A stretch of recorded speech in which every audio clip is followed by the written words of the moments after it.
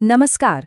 कभी सोचा है कि क्या हो अगर ये कहा जाए कि किसी के विचार ही उसकी असलियत, उसकी हकीकत बनाते हैं? आज हम रॉन्डा बर्न की दुनिया भर में मशहूर किताब द सीक्रेट के बारे में बात करेंगे और उसके पीछे जो एक बहुत ही शक्तिशाली सिद्धांत है, यानी आकर्षण का नियम, उसकी एक एक परत को खोलेंगे। तो चलिए इसी सवाल को थोड़ा और कुरेदते हैं। क्या ये सच में मुमकिन है कि कोई जो कुछ भी सोचता है वो असल में उसकी जिंदगी का हिस्सा बन जाता है? द सीक्रेट किताब का जवाब है हाँ, बिल्कुल। और देखिए ये आइडिया इतना पावरफुल है कि इसने सचमुच दुनिया भर में तहलका मचा दिया था। द सीक्रेट की 3 करोड़ से भी ज्यादा कॉपीज बिकीं और 50 से ज्यादा भाषाओं में इसे ट्रांसलेट किया गया। इससे पता चलता है कि ये सिर्फ एक किताब नहीं रही, बल्कि एक ग्लोबल मूवमेंट बन गई। तो फिर आखिर क्या है ये रहस्य? आइए जानते हैं। किताब के अनुसार ये कोई नई बात नहीं है, बल्कि ये एक सदियों पुराना सिद्धांत है जिसे इतिहास के बड़े बड़े दिग्गजों ने, सबसे महान दिमागों ने इस्तेमाल किया है। तो ये जो रहस्य है, ये है क्या?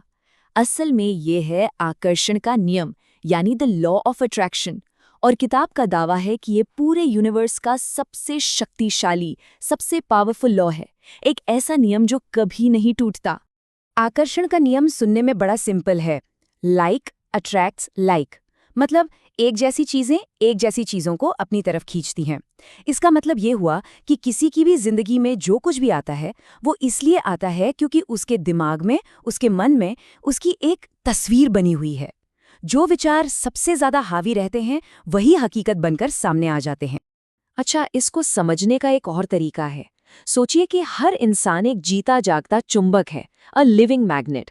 हर किसी के अंदर एक मैग्नेटिक पावर है, एक चुंबकीय शक्ति जो विचारों के जरिए उन सभी चीजों को अपनी तरफ खींचती है जिनके बारे में वो इंसान सोचता है।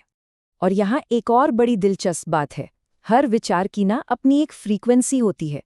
जब भी कोई कुछ सोचता है तो वो उस विचार को एक सिग्नल की तरह यूनिवर्स में भेजता है, और वो सिग्नल सेम फ्रीक्वेंसी की चीजों को अट्रैक्ट करके वापस उसी इंसान की तरफ ले आता है। और जैसा कि मैंने पहले कहा, ये कोई नया आइडिया नहीं है। प्लेटो से लेकर न्यूटन तक, लियोनार्डो दा विंची से लेकर थॉमस एडिसन तक, इतिहास के न जाने कितने ही महान लोगों ने इस सिद्धांत को समझा और अपनी कामयाबियों को हासिल करने के लिए इसका इस्तेमाल किया। अब यहाँ एक बहुत जरूरी सवाल खड़ा होता है। अगर ये नियम इतना ही पावरफुल है, तो फिर अक्सर लोग उन चीजों को अपनी जिंदगी में क्यों खींच लेते हैं जो वो बिल्कुल नहीं चाहते? चलिए देखते हैं कि सबसे आम गलती क्या होती है। ये एक बहुत बड़ा सवाल है ना? अगर लोग अपनी मनचाही चीजें अट्रैक्ट कर सकते हैं, तो फिर उनकी जिंदगी में दुख, बीमारी या गरीबी जैसी चीजें क्यों आती हैं? इसका जवाब इस नियम के काम करने के तरीके में ही छिपा है। वजह बहुत सीधी सी है। जब कोई सोचता है मुझे कर्ज नहीं चाहिए, तो असल में उसका पूरा फोकस कर्ज शब्द पर होता है। जब कोई सोचता है मैं बीमार नहीं पड़ना चाहता, तो फोकस बीमारी पर होता है। यूनिवर्स जो है वो हमारे ध्यान का जवाब देता है, हमारी इच्छाओं का नहीं। तो सबसे क्रूशियल बात यही है कि आकर्षण का नियम नहीं, मत या ना जैसे नेगेटिव शब्दों को नहीं समझता।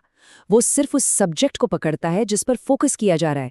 इसलिए जिस भी चीज पर फोकस किया जाएगा, चाहे वो पॉजिटिव हो या नेगेटिव, इंसान उसी को अपनी तरफ अट्रैक्ट करेगा। ठीक है, तो अब जब ये पता चल गया है कि क्या नहीं करना है, तो सवाल यह है कि इसे सही तरीके से करें कैसे। किताब में इसे रचनात्मक प्रक्रिया या द क्रिएटिव प्रोसेस कहा गया है। ये इस नियम को जानबूझकर कॉन्शियसली इस्तेमाल करने का तरीका है। ये प्रोसेस 3 सिंपल स्टेप्स में बंटा हुआ है।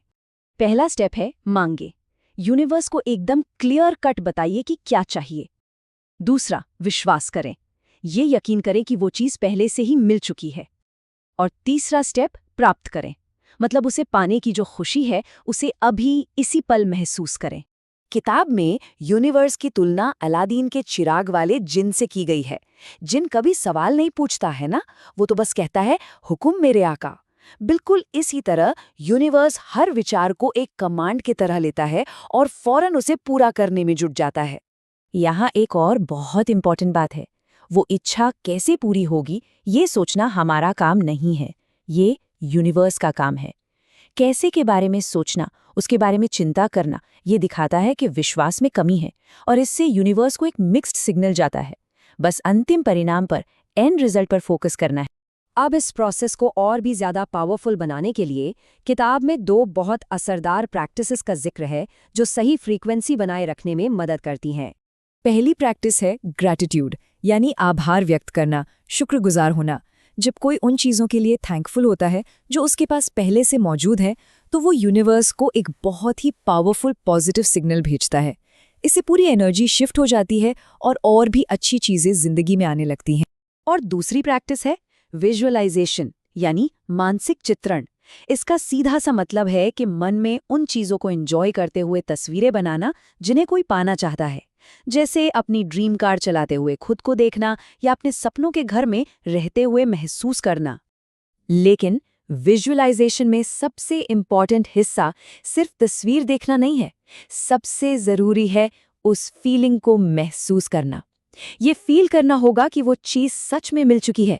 यही फीलिंग, यही एहसास असली मैग्नेटिक पावर पैदा करता है, सिर्फ विचार या तस्वीर नहीं।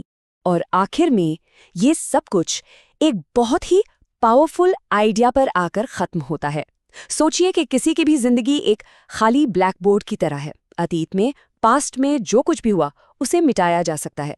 अब सवाल बस ये है कि इस ब्लैक बोर्ड पर अब कौन सी कहानी लिखी जाएगी। ये फैसला हर किसी का अपना है।